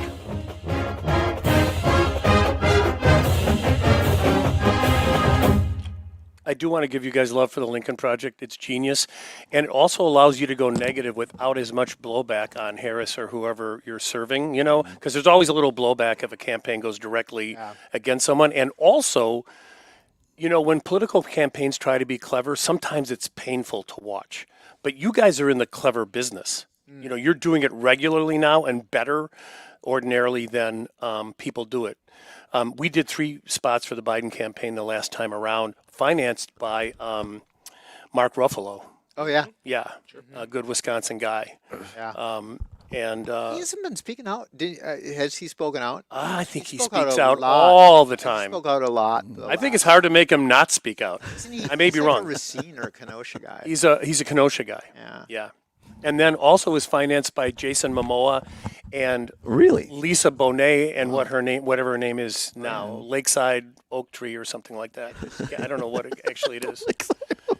But she has a different name. Yeah. I wonder if, thinking about the Wisconsin athletics thing, you wonder, does a J.J. Watt, do they still get those guys in this new environment? Because that's a good question. Well, J.J. was a walk-on. He came back as a walk-on. it's going to be, they are going to struggle. Where they really will struggle is, their modus operandi was always a bunch of Wisconsin and Iowa farm kids and then a running back from somewhere in the East Coast. Yeah, right. No, and Barry's the running strategy back was on genius. The East Coast is going to be a real challenge. Well, here's the problem with Fickle. He wanted to go with this air raid thing. Everyone's going for the elite quarterback, but Wisconsin could go to any home in America to an elite running back and say, you're going to carry 30 times a game, and they'll visit. Right. Okay. And it was brilliant. And we have no shortage of large people. Right. So, but my hometown who just signed with Wisconsin. Say again? There's a tackle from my hometown who just signed. Yeah, big 300-pound kid. Yeah. You have every right to be concerned. I went to Texas, so we're never going to be short of. Well, Paul Christ was at counseling, advising for them the last 2 years. I just spent a week on a day on the lake up north with Paul, and he's decided not to work anymore. He said, "I just don't know why. I've done pretty well. Why am I going to spend 4 days a week for 7 months in Austin?" Right. And the good news, I think, for schools like Wisconsin, one is that you have a great name and a great legacy, but two, kids are going to want to start. Yeah. That's a good point. And so Arch Manning's going to go and he's going to stay because he's going to get a couple of $1 million in NIL money. But the guy who's 4th on the depth chart went to Texas because it's Texas. But there's a really good chance he's never. But there's also a reason he's 4th on the depth chart. So we're going to get these journeymen who are kind of picked over, like that guy, like Van Dyke, that guy from SMU last. Yeah, Tanner Mordecai. Yeah, good enough to keep it close, not good enough to win 10 games. Yeah, he's not going to get you. All right, right. So and same with the Van Dyke kid this year. All right, so you can hear us. Kira, can you hear us? I sure can. Cool. Fantastic. My microphone. There All we right. go. Look at I'm in my studio and everything. Look today. at you. You're so professional today. We're going to spend a couple more minutes with John Roach, and then we'll transition over to you, Kira. Is that okay? Fantastic. You're amazing. Thank you for excited. being so chill. What and what have we got? LA Tom, what's he calling in about? Oh, he was calling about getting what we do after the election. I let him know that we might not have time to get to it, and that we'll it's a see. topic that's going to be good all week. So Okay, all right. Yep. Also, the one thing about the doc I wrote at night is that we're going for a streaming deal. Yep. I think it's that Could anybody see it in town here before that? Yet, Okay. not yet. Okay. Unfortunately, there has been discussion of a limited run at the Marcus Theaters, but we worry about what that'll do to the festival tour because the good festivals want you to premiere at the festival. Got it. Okay. So And that's important. Yeah, so we're weighing that. We have some doc experience. Wasn't never the best. And we're back channeling the Hollywood Badgers Network, which is actually reasonably good. Wow. You know, What about like the Big Ten Network? I think they would run at 2 a.m. They're a live event thing. Also, off the record, they wanted to charge us $250 a second for use of their footage. And I said, no, Well, our lawyers say it's fair use. Feel free to contact all right, me. here we go. About 20 seconds. Here we go. Yeah. I love John Roach. And they used 2 of our pieces and it was finished. I said, well, we're $500 a second. Have a nice day. Sorry. Are we getting jump around, Zomri?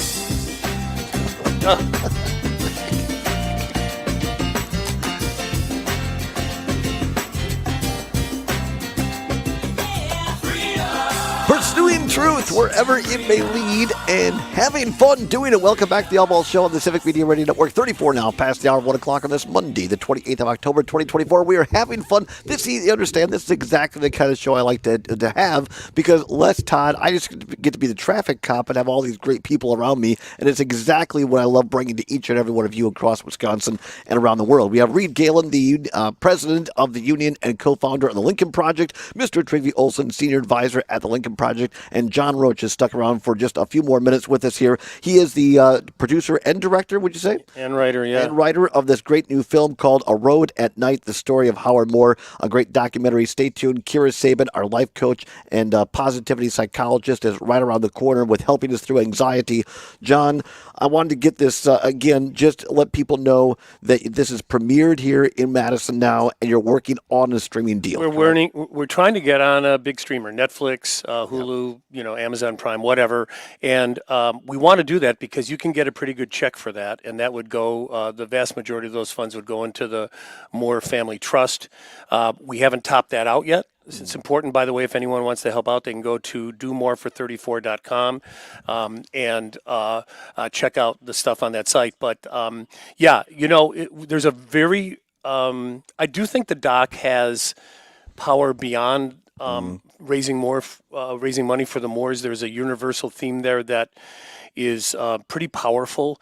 But the first business is to make sure the Moores are taken care of. The film is called A Road at Night, Correct. The story of Howard Moore. Do More for 34, is it like his name? .com. .com, sorry. His name, and 34 was his number. Yep, DoMoreFor34.com. We'll put it in the show notes. Zommers will be all over that. John, before we let you go, Trygve and I have traveled around the state now numerous times, and we're so happy to have Reed with us this time. We call it What Makes Wisconsin Great, because we feel that we don't need somebody like Trump to make us great or tell us we're great. We think Wisconsin is already pretty great. This documentary is just an example of the spirit of Wisconsin. I think that's fair. As a UW grad, as a Madisonian who knows this area, this is why we started here. Because to Rick Wilson's point earlier in this show, this can't be close. This needs to be a wave election here. Oh, it has to. We have to purge ourselves. Right. We have to purge ourselves. And by the way, I want to give you guys love. I'm such a fan of the Lincoln Project. You are doing wonderful work, and you're doing what our democracy needs. Honestly, we need help right now. I mean, we're thinking of electing a guy who staged a violent attack on our Capitol, congressional chambers, and our democracy. How it's even close is gobsmacking to me. It is mind-numbing. Yeah, it's just John Roach, I could sit here all day. We got to make room for our friend Kira Sable. Well, let's have you back and let's delve more into this documentary if we can, please. Sure, Todd. Because anything that this program, this network could do for Howard Moore and his family, we're all in on that. I'm sending you a link. You'll be able to watch it. Yeah, You know I what? can't Did wait. you invite John to come and have a few beers and some cheese curds with Tonight, us tonight? John, 6:30 in the park. Beers and cheese curds Well, on us. what- I'm sure. Beers and cheese curds on us? Yeah, everybody that's watching, listening, welcome to stop by. got other I would be happy to have an IV drip full of beer and cheese. All right. Well, so we'll see you. We'll see you 6:30 tonight. tonight in the 6:30 park. tonight at In on the Park. All right, Great. John, you're amazing. Well, thanks, you guys. Thanks for your Thanks friendship. so much, Thanks Todd. for stopping by. Yep, John Roach, everybody. With that, we're going to transition to our other friend and ongoing contributor, someone else who's a part of what makes Wisconsin great. It's great to have her back on the program. Kira Sabin, our love guru, doctor to the stars, and positivity psychologist. Kira, how the heck are you, my friend? I am great, Toddles. I don't know if I can compare with beer and cheese curds IV Well, drip. you and your but- lovely husband Danny should come on down to on the park as well as everybody else tonight, 6:30 to 7:30 in the park. You're invited, Kira. Well, thank you. I'll talk to Danny about it. All right, very good. Kira, we appreciate you coming on because, particularly Reed and Trigby here, they've worked on presidential level campaigns, but it doesn't matter if you're in that realm or just folks listening at home. I think all of us have just about had it. And I can't stand to turn on the TV anymore, basically, with these ads. What is it about this that has an effect on our psychology and can truly be dangerous for our mental health? I mean, it can. Let's just talk about, as humans, we don't like uncertainty and we don't like a lack of control. And election season brings both of those. So it's stressful. It's hard. We only have one vote. We don't have a lot of control, and it can feel really heavy. And in fact, I've had friends just reach out saying, tell me it's going to be okay. Like, just the average people really, really stressed out. I mean, I'm not on a political... I don't run the Lincoln Project, which I'm a huge fan of, by the way. Huge fan. I don't, I'm not on a political show. I'm just the average person, but we're all stressed out here. And I'll tell you, we put on cat TV for my cat because, yes, we are those people. And my poor cat can't even watch cat TV because there's terrible commercials every 8 minutes. And I'm like, what is happening? What is happening? Yes, you truly are a childless cat woman. I totally am. And Could proud not of be it. happier. Proud Could of not it, by be the way. happier. So, what context do you think, are you consuming, and how do we make sure this is helpful to us as the average person out there to get through the next, few days? I mean, I just think the first thing we need to do is recognize this is stressful. I think everybody's just kind of, trying to avoid things, but seeing things online that upset them. And we're going through these kind of ups and downs all day, which is really hard on our nervous system. It's really hard on emotional regulation. And I just feel hijacked every time I'm online, which brings me to the most important thing we can do for this next week is just really look at where we put our time and energy. Yeah. And feel free to step away from things that you normally do, step away from things or people. If you just need a little bit of like low stress time, I think that's okay. I think it's okay for us to take a break this week. It's rough out there. Don't take a break. Take a break after the elections. Knock on doors. Do whatever you have to do to ensure that you don't have to live with this fear day after day after day. during a Regain your second control by Trump making mechanism. phone calls and knocking on. Channel the fear. They want you to Okay. be afraid. This is the thing. But she's talking about your social media. We should Oh, be very yes, kind yeah. of it. Guys, I'm no talking one in their about- right mind would come to Trigby and me for any sort of psychological help. Yeah, surprisingly, it's my interview, so that's, Oh, that's sorry. interesting But that no, just happened. that's what I So want to thanks, talk guys. to you. Can I ask you a question about fear? And You like can- the oh, role that fear I plays could- in our lives. Because the truth of the matter is, I've worked around the world against these guys. I got banned from Russia by Putin and labeled an enemy of the Belarusian state by Lukashenko. But what I've seen with all these guys, they try and use fear to dictate behavior. Jeff Bezos, second richest guy in the world, what did he do? He stopped an endorsement of the Washington Post because he's afraid. And and can you talk about the role of fear and how fear can both be destructive or constructive in our lives? So I'm first of all going to push back on that and say that I don't think that fear can be constructive most of the time. I really, really don't. I would love to talk about the fact that you guys talk about politics, I think in fear, right? You guys are talking about why are we voting like this or what do we need to move these votes? I'm thinking, why is our country so scared? So scared to let other people live a good life? So scared to have health insurance? Why are we so scared to let other people be happy? Like, that's literally how I see it. Like, people are so unhappy. People are so scared to give up their privilege or whatever it is. They are holding on tight to something that doesn't even make sense anymore. And you guys know as well as I do that there's plenty of people who can see the truth, but admitting that they're wrong to their family or their friends, that's harder to do than anything, than to vote for the right person. Like, we are dealing with a fear state. I don't see this as politics at all. We are a country filled with fear right now and honestly hate. And it's really concerning. It's really concerning. To read Trippi's point, Kira, one of the, right or wrong, one of the ways to defeat that fear and really, take back the power, do something. To quote Michelle Obama, do something about it, right? Absolutely. I mean, go out, as you said, register, vote, canvass, all these things, and you feel better and not so afraid, in my opinion. But we also have to talk about a little bit of downtime. We also have to talk about 30 minutes before you go to bed, putting away your devices, making sure you're staying off of social media, knowing that you're not probably going to change anybody's opinion a week before the election. On Facebook, really? I know. Shocking. Twitter doesn't change people's minds. You guys, this is mind-blowing. I know this is mind-blowing content to you guys too. But, I'm talking about if we are losing it on a daily basis, it's hard to get out there and canvas and keep working. We have to have some basic self-care to just make it through. A lot of people are worried about their livelihood or the livelihood of their children. But may I ask a question about the fear and unhappiness? Yes, which I think love a lot of it I think is generate. I mean, there's a lot of communication incoming, right, to generate that kind of. Is there ever a point at which someone just bonks that there's just they don't have any unhappiness left to give, or is it just something that continues on a downward spiral? I mean, I think there's a lot of people who have no rock bottom. I don't know if I want to say it that way. I think, there's a lot of people, this is not my idea at all, but there's a lot of people who equate that almost everything we feel boils down to either love or fear. So love not only of ourselves, but of the human race, of people, of animals, of the world, versus fear. And fear closes us in. Fear makes us fight. Fear pushes people away. Love finds community. Love sees the connection.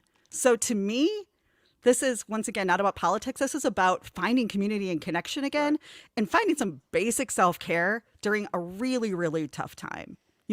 Fight during the days, but man, make sure that you have some downtime or you're surrounding yourself with good things or happy things during that free time, because otherwise you won't have anything left to give. I think that's so important. I mean, obviously with what Reed and Todd, there's a lot of stress. I mean, like I had some knucklehead on Twitter today who literally referred to me as a communist Nazi, which I thought, okay, you've just proven your point. Point that you don't know what you're talking about, but at all. But I will say this, like I was having this conversation with my wife, and she's like, it was whether I would go play old men's hockey at 11:30 at night. And she's like, you're so tired, like you should just go to bed. And I said, what you have to understand is when I go play hockey, it's the one time when I don't think about all that's going on in my life. All I think about is playing hockey because it's what I've done my whole life. And she's like, she gave good advice. She's like, well, then you should go and do that because that's actually going to be more important than you laying in bed not sleeping. And we all have to find those things like that we have that's our space that gets us out of it. Maybe it's go play with the kids or whatever, but and not just with politics, I think with all things in life. Right? Absolutely. That's my third point. I appreciate you guys just doing my work for me here. But, it's finding like those moments of joy through your day. It's like surrounding yourself with people who are going to help you keep the sanity this week, on some level. It's having those mindful moments, whether it be with family, whether it be music, whether it be, sitting down just working at a jigsaw puzzle for 30 minutes. But we have to get out of our heads sometimes. But also, Kara, knowing that you're not in it alone, that there are other people dealing with whatever it might be. But don't you guys agree that, because I think you're around my age, both Todd and I went to high school together. You're We're younger Gen than X. Reed. I'm a Gen Xer. Yeah, I'm an so- old Gen Xer. So we're all Gen Xers. Thank you for thinking I'm younger. I was listening to the Reality Bites soundtrack with my daughter this weekend. She didn't get it. I watched what's that? Let's do time Rocky Horror Picture Show with my daughter this weekend. I love you guys bringing in the Gen X world to them. That's amazing. But I find as Gen X's, we don't know how to ask for help. I find that a lot of us don't know how to find community. And that's a big problem for us because we're now the people who are grumpy online. We're calling them boomers, but a lot of them are my age, right? There's a lot of people who are isolating. There's a lot of people who find their community online, and we know the communities online are not always the safest and smartest and greatest spaces for information and just kindness. Like there's a lot of kindness missing from everything right now. A lot. I was just saying to Reed. So Reed and I have had this ongoing conversation. So 30 seconds. Part of the political problem we have is a Gen X white dude problem, and you just hit the nail on the head. Like what you just said is so insightful. With part of what that loneliness is, part of what's driving all of this. All of it. We're going to have Kira Sabin come back and counsel 3 lonely white men, or at least one. At least me. It's sad I'm alone in my house with 3 other people and a dog. And we'll also ask Kira, how do girls have conversations with their dads about this election? Don't go anywhere. It's the Todd Allbaugh Show on the Civic Media Radio Network. So I'm sorry, Kara. If you get us talking, we will not shut up. No, here's the deal. It's totally fun. I just wasn't, you know how like you come onto something and you're like maybe planning to talk about this or that. And then I'm like, okay, we're doing something totally different. Well, that's whenever Trigby and I show up, typically that's what happens. So, Kira, you said about being a fan of the Lincoln Project. So I've said this to a lot of people. So the first conversation Reed and I had about what became the Lincoln Project was summer of 2019. So Reed calls me up. I was getting ready to move with my wife and family to Lithuania for a year. And he's like, I think we should do this. And I remember we had the conversation. I was like, well, what if no one stands up with us? Then it won't matter. And Reed's like, well, then I guess we go to the gallows alone knowing that we did the right thing by our kids. I was like, I mean. And honestly, when you say that, when John said that, I think, you know, what I've always said to people is the most amazing thing is we found out we weren't alone. There were millions of people who felt like we did. And that is the amazing piece of the entire experience is that something that we were a part of when it was 2 guys talking and was more than that there were a lot of people who felt like that. And you hit the nail on the head with the loneliness thing. A big piece of this is loneliness. Todd, do you want to bring that up? I mean, I have some nice facts about loneliness if we want to talk about that. Yeah, I think that's, I'll be honest, guys, like, you know, in between here, like, I think that's the biggest problem in our country right now. I agree. Right? Is that, I mean, I believe it's Japan and England both have ministers of loneliness at this point. Really? The problem is, the problem but they is don't have that any big. staff, which is problematic. We need to get. I'll tell you what, Kira, are you in Madison? You're in Madison, or Yeah, where yeah, are you? Yeah. I'm in Madison. So All right, we have the about next time 15 I'm in seconds. town, we need to get together and we'll talk about some of the research I've done because I love it. Stuff that would be. I would love it. Here we I'd go. be Like your happy. opinion. Yeah, no, I Oops, would gotta love stop. to weigh Here we in. go. Okay. Sorry. Came in here, wrecked Todd's show. No, it's fine.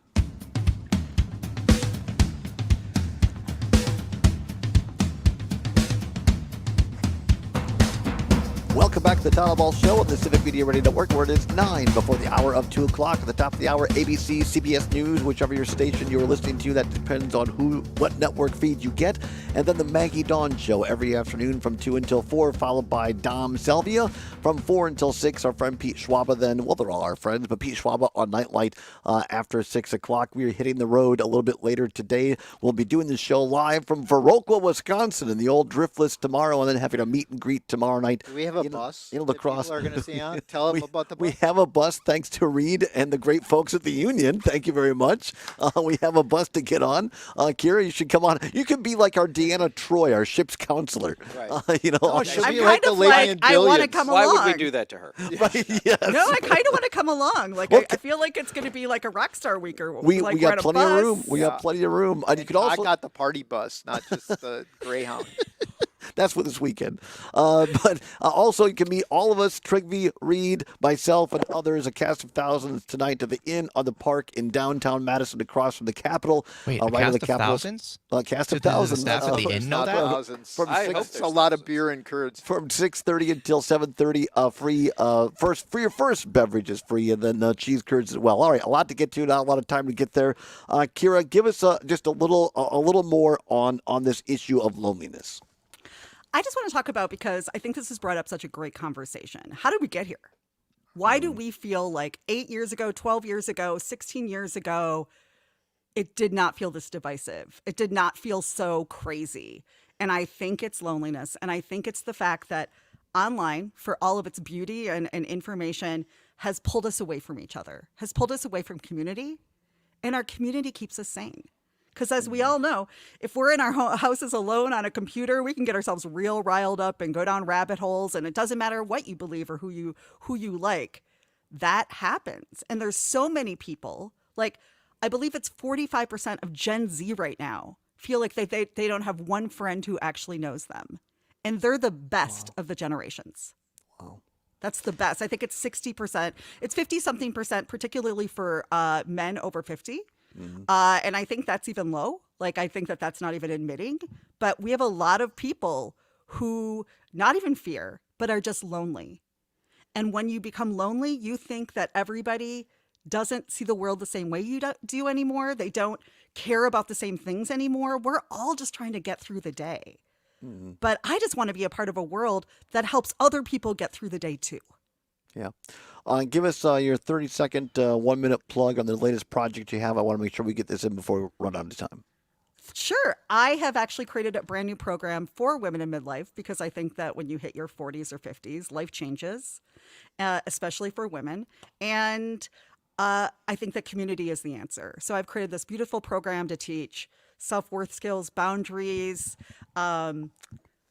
trust, how to deal with aging parents, all of it, the things that you go through as we start shifting into like a different chapter, and how to do it better, how to have a new meaning and purpose, I'm actually calling these my spicy years, right? Because I am ready to get stuff done.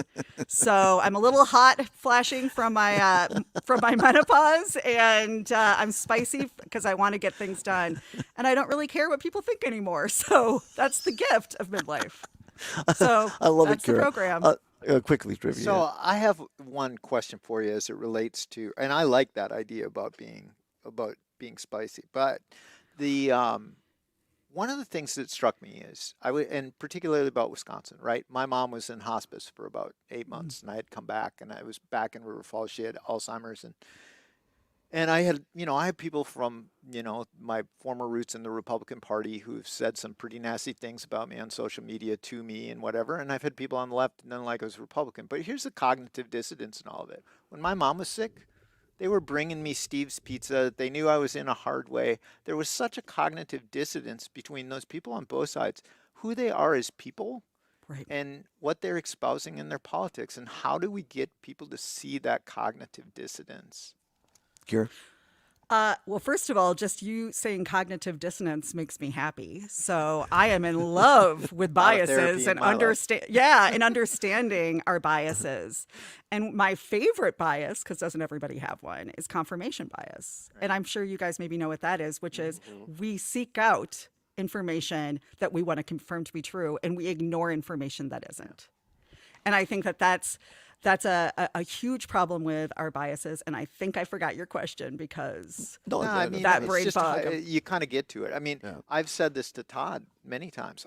If I could convince my wife to move back to Wisconsin, I would want to in a heartbeat. And if I could have Tony Evers as my neighbor on the left and Robin Voss as my neighbor on the right, my life would be pretty good because they'd both be bringing me casseroles if my cat got sick. I don't have a cat. I actually have a dog. But neither here nor there, right? But, trying to get them together in a room to solve a problem for the people seems to be a real issue.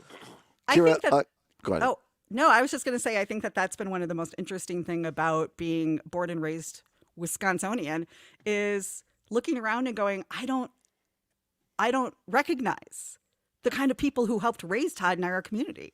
We're from a town of 5,000, right? Everybody in my neighborhood knew where all the kids were at all times. We all took care of each other, right? I don't recognize our community anymore. We are so pulling in so tight and wanting to make sure that we stay safe. We're so scared that we just aren't helping each other anymore. Or that's what it feels like. But maybe that's not even true anymore. It's not the truth, though. I don't. Right.